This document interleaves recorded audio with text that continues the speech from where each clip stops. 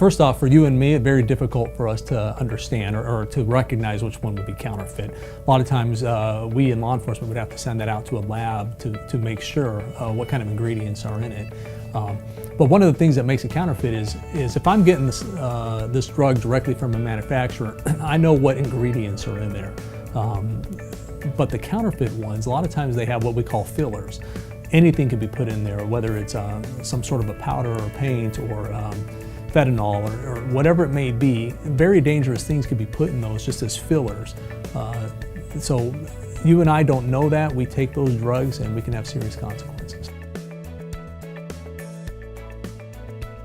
Well, here in the Phoenix area, we have a very large Hispanic community.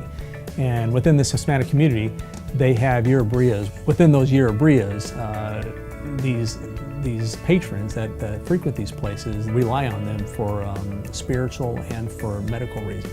Some of the owners do know that they have it, and they know that they're not supposed to be selling some of these items that they are selling, that they're illegal, not only just to sell them in those stores, but in the United States.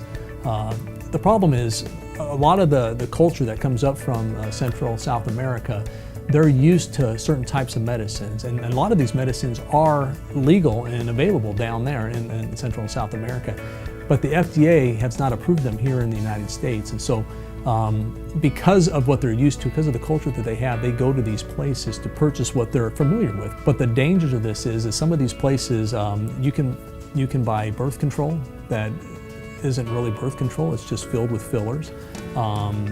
You have drugs such as Viagra, aspirin, whatever it may be. They have injectables where these people are going into these stores and they're getting injections from the person that's working behind the counter, which is, it's just a store employee, it's not a pharmacist.